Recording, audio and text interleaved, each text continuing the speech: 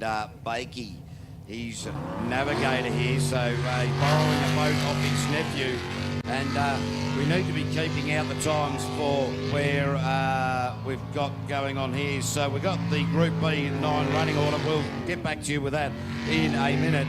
But as we have a look at the page here, we're quite interested to see that Buttercup's best times are 51 in this same boat. So where's Uncle Tony going to put it? They're different classes, the same boat, but different class. We'll explain that in a little bit. But it is Uncle Tony Reid, the man with luminescent legs, and you've got old pork chop cheeks there in Bakey. He's 34-9, good split, very good split. In fact, this is odds on a better split than what Buttercup was doing in it. So. Yeah, so Uncle Tony really pushing this boat now. It seems he's got used to the new boat. Blowout at the end, 52.620. So Buttercup, who weighs a little bit more than Great Uncle Tony, I've got to say, is actually a full second quicker in his own boat. So no embarrassment there. Yeah, that's right. And, well, it's always going to be the Reid Cup, isn't it? Because the Reids, of course, Jason Reid not competing this season, decided to sit it out. But always interesting when the family start racing the family, particularly when they're in the same boat. And as you said, old Buttercup, he carries about 1,600 extra kilos, I think, sometimes. He does, mate. No, we're not picking on you, Buttercup. Yes, we are. Righto, Lockie, McMillan, Fowler Holmes, one chance the boat. And Fowler Holmes, obviously, the Group A sponsors this year. And, well, check this boat out. Lockie in his rookie year. He's getting better and better. He's learning not to feather that throttle like he was doing earlier, and it's getting better and better to see him. So hopefully he has a good run here. So Lockie McMillan out of the line. Trent Dumbell doing the navigational duties. And this boat, oh, that is a really nice line there. I'm not sure whether that is brave. Oh, he spun himself out. Will he be able to get it back? Yes, no. Oh, no. That is the end of that for Lockie McMillan. I'll tell you what, that was a beautiful line he took through there.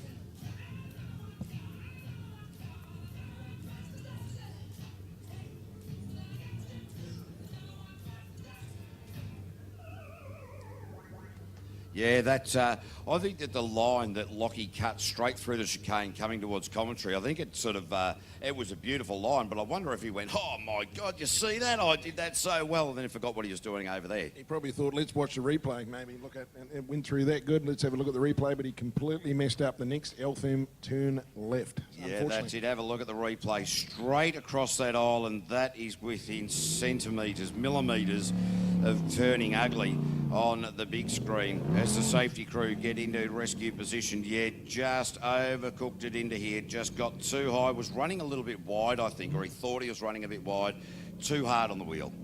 Yeah, too much gas, and but hey, look, I say, it all comes with experience, and Lockie's been a great peddler so far this year and learnt a lot. Good to see him driving with aggression there. That's the fastest we've seen him leap out of the gate today.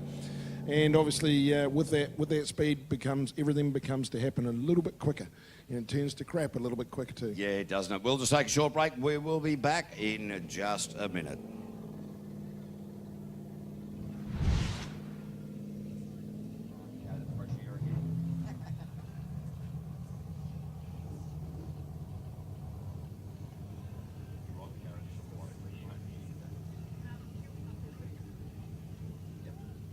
Righto, we've got the Group B top 9 running order, which has been passed to us. So the top 9 has been confirmed for Group B. So we're going to go to Chris Rasmussen first, Jacob Simmons second out, Bevan Schuler third, Hayden Wilson 4, Daniel Reid 5, Carl the Beaver Reliever 6, Kelly Manell 7, Ray Thompson 8, and Paddy Hayden 9. So there's our top 9 for Group B. Okay. Westview Aluminium, the boat number 151. Ray and Nikki Ferguson, the Fergonators we call them. Really knows how to pedal this machine. Sprint Tech, they were working furiously away in the tent at lunchtime. This boat is super quick. Ray was a little bit twitchy on the old handlebars last time out. Let's see what he can do. Away she goes. Sounding beautiful as she gallops down the end of the track. Listen to this move, it's on the rev limiter. Little bit wishy-washy as he brings us through, but he's keeping it looking good. This is looking like a quick start from Ray, the Ferganator Ferguson. Laid down the time last time, and it stuck nearly all the way. I think the last two base nobbled him. Down to the hairpin, the money corner. Pulls out real early, but nicely out of there. Won't help him too much there. Top end of the track, round for the split. Let's see how he looks. It's a cracker, 32.3. So Ray has definitely lifted the old girdles up through the middle, nicely through there. Round Altherm, 2 turns to go. Here comes the Westview, 151 rocket ship. Cross the line with a 47.878 Ray Ferg P1. What a cracking run. That's even better than what he did before lunch. So they took a long time to hunt him down. I think the last 3 boats got him right at the end of their last time in that Fowler Homes Group A. This is going to be good to watch, KV. Yeah, absolutely. And the interesting thing, when he came through that chicane the first time, he oversteered that massively. The second time through there, nailed it. So still got plenty to improve upon as well. But really good to see Ray Ferg getting on top of things as we go down to the Tisdalls, get inside the Auger Talk machine from the South Island, Clayton and Mandy, the Jet Speed hull. And, well, we talk a lot about these pair. A couple of years ago, they had a lot of trouble trying to work out the rotation. And it was a pretty simple reason. They were walking at one end of the track. One was calling the track the bottom end. Oh, Clayton had a bit of a look into an island, to a channel he's never been down all day today. Oh, and, well, that could have got him unstuck in a big way. That looked really loose, but I'll tell you what, he's hit that hairpin a lot harder than Ray Ferg just did then. Let's have a look and see what the split undoes here. Ray with a 32.4. Clayton with a 32.8. 300ths of a second in it. No, not a lot in this. Yeah, there's not a lot in it at all. So, well, Clayton got that chicane the wrong way. He went the wrong way. Oh, he'll be Mandy filthy. Tisdall will be giving her husband backhanders right now. Oh. He's now got to go back around the long way. It is a real long way. Now he's back on rotation. Keep right, Clayton. Yes, he's kept right, but that has thrown the tide right out the window. That is well out. He will be very, very frustrated with himself there. Oh, that could cost him. That could cost him big time. So we've got a long way to go there, but I can tell you it's going to be a long way back to the trailer for them too. Mandy will be letting Clayton know, and no certainty. I can still see the hand waving. What happened? Got to jump in here quickly, mate. Buttercup from Aquaholic in the Group B category, mate. The last run off the start line, what happened? My foot was positioned in the wrong place on the throttle, so I had to lift off. Don't you know where the throttle is? Yeah, a bit of a balls up. It's in the same spot every time, right? Yeah, it is. Oh, just checking. So you reckon you can get quicker? Hopefully, that's the plan. All right, now we go back to Stewie Latham, James Hayden behind the Ryko boat. This is a brand new package for these guys. They've only got one rotation sorted out for the day. Stewie Latham had a bit of a hesitation there, not feeling 100% confident. You can hear him getting on and off the throttle in a big way. That'll change the way that the boat handles. But Stewie Latham is driving with plenty of confidence. There's no doubt about that. Going to have to nail his hairpin. That's the second time he's got through there, but he got through there very nicely indeed. So Stewie Latham coming into this split time, and there's, well, it's not too bad with a 35.176. His best split by about 4 seconds. I certainly picked up the old pace. Stewie Latham, our resident Aussie. You got to take your head off to him. Brand new boat here today. Chucked it out here, got a few bits missing off it, but he's pedaling it hard to come home. 51.993. Now, that's a really good run for that pair, ladies and gentlemen. They've only got one rotation sorted out during the day, and that was a 60-second run. This was their last opportunity to be able to make it into the top 9 in the Fowler Homes Group A category, and they laid one down. I tell you what, that may be. You just saw what happened to Clayton Tisdale before, so that may be the helping thing, although I do believe that Tisdale's got down to 48 earlier on in the day. Yeah, so, well, it's always exciting coming the final qualifying run, particularly if you haven't posted a fast one, so time will tell. Phil Dick now, Hypersprint, Jet Design Co. The boat is called the Reaper. Hayden Digby Smith doing the navigational journeys. Another one with a foot off the accelerator. I think Phil's going to throw absolutely everything at this. He is so committed to making that top 9. It's been his goal all year. just to finally get in one. And I'll tell you what, I haven't had the throttle lift yet. This is going to be hero or zero. Yeah, I'll tell you what, I'd like to back Phil into this top 9, I really would. And not like that, you won't. He just went in there a little bit hot. But then again, that hairpin, we're seeing only a few people absolutely nail it. So you're going too hot, it slows you down, you bog it down. You're going too slow, you're not getting the momentum out. Phil Dick now carrying on the momentum though. He's kept his foot in the wood. There's no doubt about that. Headed revving, absolutely hashed up that hairpin. A little bit out in the back of the split, but still going to be a fairly respectable time. 51.247, so he just snuck in front of Stu Latham then. So if anything, he's not buying the bag of minties. Interesting though, Phil Dick, he was doing the same at Waitra. As he's coming into the finish line, he's easing off. Carried another 10 or 20 metres further, mate. Keep the pace in there. Make sure you're not washing off boat speed before you get in there. So really interesting how he's doing that. And he might just come off just that fraction early, and that's going to cost you a little bit of time. So interesting how that's going for him. But now we go to Sean Rice and Faye Rice. The dark horse, beautiful machine, Sprint Tech, all brand new. Second meeting this boat. This is going to be one to watch. Absolutely working on his driving. Made a bit of a mess of his last corner last time, but everything else was precision perfect, like his kitchens. Oh, really? How was that? How was that? Got away with it. I don't know how he got away with it, but he did. This is going to be Sean throwing everything at it. It's going to be nice rice, or it's going to be ricey's. Wow, that was just incredible. And coming into the all-important mouth pressure hairpin. Did he get it? Yes, he did. No. Wow, this bloke is just exceeding himself each and every time out on the track. Oh, what I'm loving, he's throwing everything by the kitchen sink at it. Boom, boom. Kitchen contours. He's going it home now, strongly through around the finish. I never saw the split, but I'll tell you what. No, I must admit I missed it as well. He's coming in strong and hugging the island. Great finish. Oh, 48.187 into P2. Oh, it's best time of the day. Yeah, .7. Now you watch this. Faye's going to be looking there. They're going to be, the fist pump will be on. They will be ecstatic. All he wanted to do was hit that 48, and I'll tell you what, he was 100th of a second off of 47. Wow, that is just frightening. And the interesting part is that as he came across that chicane, he hit the bottom of mouth fresh just a little bit, but it had it been another 4 or 5 centimetres to the left, he would have ended up, he would have ended up in the fence. Yeah, that was a great run. As I said, he's the dark horse. We've got to keep watching him. He's going to keep coming all day. I tell you, here comes the Riddick brothers from the Naki, open to view. They're just having a great day, these guys. Talking to them earlier at lunchtime, and they're just improving and improving and improving. They would have just seen what Rice has done. Yeah, so Dean and Aaron Riddick, these boys from the Naki, and of course we're so used to now seeing Aaron Riddick with his, he knifed it big time around the radius Fowler Homes up there. Just dug in a little bit too early, a little bit hot on the steering wheel. Nice line around the inside. That's the way to get up some speed through that sweeping left-hander at the bottom end of the track.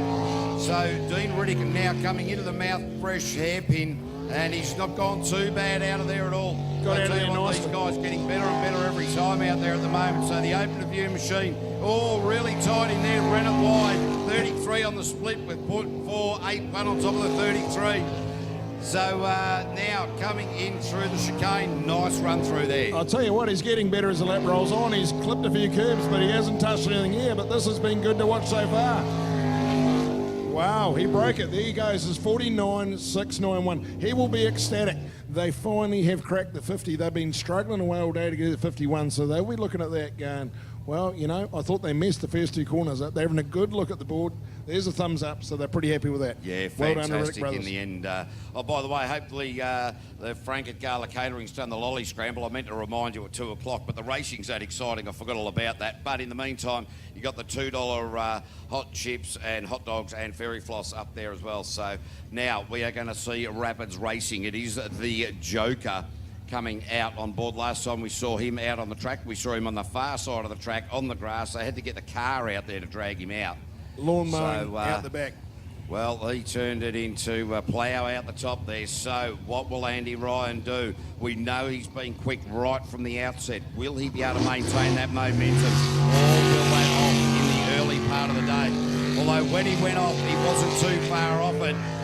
He just went a little bit wide, not by much. So other than that, he's been pretty pinpoint accurate. So where is Andy Ryan going to sit after this lap? At the moment, he's got a time that should see him progress into the top 9. But it'll determine on how damaged that boat is after the slide across the grass. They've had plenty of time to fix the fins and do those types of things.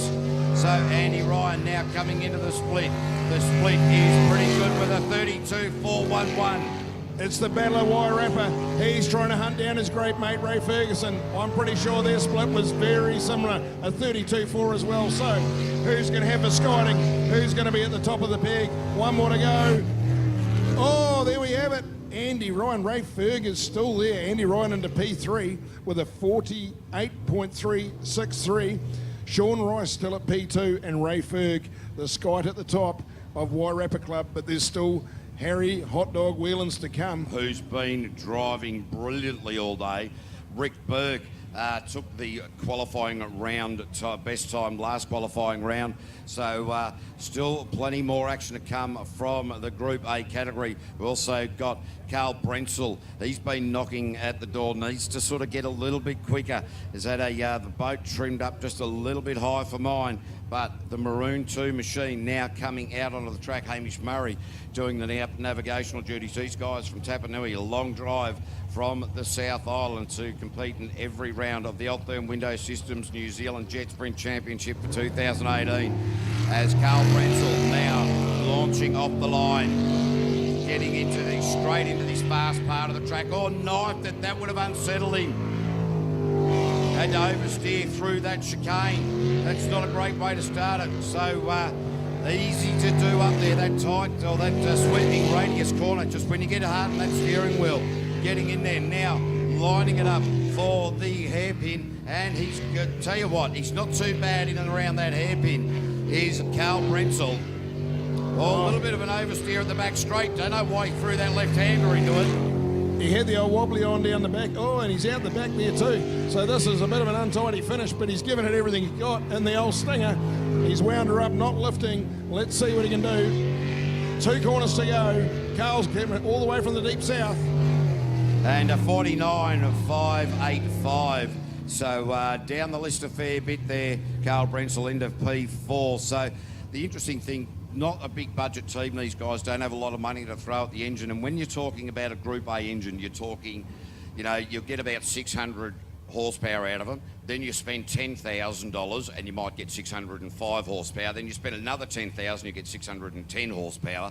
So the larger the dollar figure, the smaller the increase in horsepower, which is a bit Absolutely. weird. Righto, the Battle of Wairarapa. Here we go, the third and final member of the team. Ray Ferg on top. Andy Ryan didn't make it. Here comes Harry Whelans and the MF King looking to take P1, and he has been driving the pants off this thing. Oh, went in early, but got away with it. He's pushing. This is being carted around this boat by a brand new Jeep Cherokee. I happen to have one of their hats on, actually. Oh, what a line around that left-hander straight. Oh, mate, I'll tell you what, he is looking really, really good. I like Harry. He's been so aggressive, lovely out of there. This is going to be a cracker. This will be a really good run. Great to see the young Harry Whelans on top of the game here at Hastings today. The split is a cracker, 31.887. Here comes the Battle of Wairarapa, 31.8. Harry touching the islands. I tell you, this is going to be a scorcher. He's laying it down. It's definitely going to be a 46 of some sorts. Well, paper going everywhere, 47.757. Harry Whelans to the top of the table in front of Ray Ferg, also from the Wairarapa. 1/100th of a second in it. So there you go. The Wairarapa scrapper has come out, and that is Hot Dog Harry Whelans pulling this boat with a brand new Jeep Cherokee. Go and check it out. I tell you what, the Jeep working beautifully for him, eh? Just sitting there in style. He's got more cheek than a Jeep. Righto, radioactive. Super Mario. Wearing the blue spandex today, overalls. I tell you what, he does need some stretchy sort of pants, doesn't he, to be able to get himself into all sorts of stuff. The man who's made hot donut eating look like second rate to the police officers in America. I think he punches his own holes in the donuts as well. Here we go. Radioactive. you say it quick enough when the boats are loud, they can't hear. Oh, another one down that line. Oh, we are blown away by the way this bloke is nailing that chicane each and every time. Radioactive. You talk about hot dogs. Ross gets them from Steve-O's Distributors, one of his main sponsors there in Wanganui. And now they go around to the head. That That was textbook. cracker. That is on rails. I'll tell you, Ross Travers could write the book on how to drive smoothly here today. Oh, mate, the split, it was that good. 30.9. Wow. 30.9. The split is the quickest yet. So Ross Travers just squeezing more out of Radioactive, and a 46.426. Oh, that is 1.3 seconds quicker than Harry Whelan's posted. Ross, stretch him as far as you can go. Travers just laid one out. What a cracker. I tell you, ladies and gentlemen, the reason we're giving so much grief to Ross Travers, he's at Waitra. He split his race overalls to the point that you're going to need about 4 extra metres to be able to sew them back together around his ever-expanding girth. He's got a fairly big veranda over the tool shed. All righto, here we go. Rick Burke and Elf Girl, we're having too much fun up here. Yeah, no, we've got to concentrate. So the big monster is the man behind the wheel, the silverback. He's the man in the navigator's chair. So, 222 Firewater. Oh, bang, they are not mucking around. This boat, oh, have a look at the lines there. Didn't straight line it, but eased it through the chicanes just beautifully. Listen to this thing sing, because I tell you, Rick Burke has come down here to lay one out, down the bottom, out of it early, but I don't think it's going to matter. He's really got the tits revving off this thing. Wow, these guys really super confident. Oh, have a look at that. That was a wormbird he caught, a 31.128 on the split. He's down on Travers, he's down on Super Stretching, but I tell you what, he clipped that. He might as well be a grass clipper. Yes, he is phenomenal. Rick Burke, where's he going to go? Rick Burke with a 46.543, not quicker than Ross Travers, 0.1 slower. Oh, how's that? Wow, this is just incredible, mate. Like, I watched Rick Burke come towards me there, and I'm just like, how did he do that? My eyes went bigger than I reckon their eyes in the boat. I tell you what, we've got another one coming off a trailer. Cy Gibbon. Donna Thompson doing the navigational duties here. Oh, we can even know, the boys are pushing it when the spray's coming up onto the camera in the commentary box, and Grant Collingwood's got to wipe the lens, or that might be from the slobber coming from our mouth. It We're could that be, excited. mate. We're getting a bit excited. There's a fair bit of spray going on, and it's not ocean spray, it's mouth spray. Yeah, here we go. Cy Gibbon, Nova's Auto Glass Repair or Replace, and Simon Gibbon now developing that confidence straight out of the blocks. As we said earlier, he tends to get into a crosswash or go across a crosswash and get a little bit hesitant. He's super confident here at the moment. He weaves it more than a macrame specialist, but I tell you what, it just seems to work. He gets down the bottom of the track, mighty mouthfresh corner, not a problem. Like a hot knife through butter. And look at this Nova, shows a crack boat go. He Split really time. had some trouble going across there. Got in a little bit tight. East to back out 31.469. That is right in amongst where he needs to be on that split. Still not as good as Super Mario's big spandex number earlier with a 35, but coming around, bring it home. He was super quick for the finish last time. Oh, that's a good run. 46.808 into P3. Oh, righto. There we have it. We've got the top 3 boats at the moment with Ross Travers on a 46.426, Rick Burke and Elf Kill with a 46.543, and then Cy Gibbon with a 46.8. So there's nothing in it. Absolutely nothing in it. And we've still got Ollie Silverton to go, reigning New Zealand champion, making it look easy all day. He must be looking at the timesheets going, geez, you guys, you're making me work hard for me gravy today. But have a look at the camera on the right-hand side, the starboard side of the boat where the navigator sits, and Ollie Silverton's got it pointed directly at his base, not at Jess's, straight across the bow. You can see the camera angle there, so he's working on that one. He's got a launching off the line, GJ Gardner Homes in association with the PSP building. Oh, that where are you going there? You gotta love it. Oh, a little bit ugly there. That won't help, but I'll tell you what. That first foul of home turn is an absolute cracker to watch. Yeah, the momentum that Ollie's carrying into this hairpin last time. He went in with a full head of steam. Oh, he stood up halfway through, but that was super smooth in and out of there. Oh, untidy there. That's going to hurt him too. Ross has split of a 30 point. Oh, split's blown out a full second on Ross, so can he bring it home quicker? Yeah, wow, Ollie Silverton being pushed in a very, very big way here today at the Hastings Jetsprint facility. So the sun's up across the line and a 46.887. Ollie Silverton has gone backwards into P4. Oh, this is harder to pick than a broken nose, I tell you. They are lining up here flat out, nothing in it. Nothing in my nose either. Yeah, no, not anymore, mate. I saw you blow them all out using the Bushman-style hanky a little bit earlier during the lunch break. Righto, that is the end of qualifying number 5 for Group A. We are now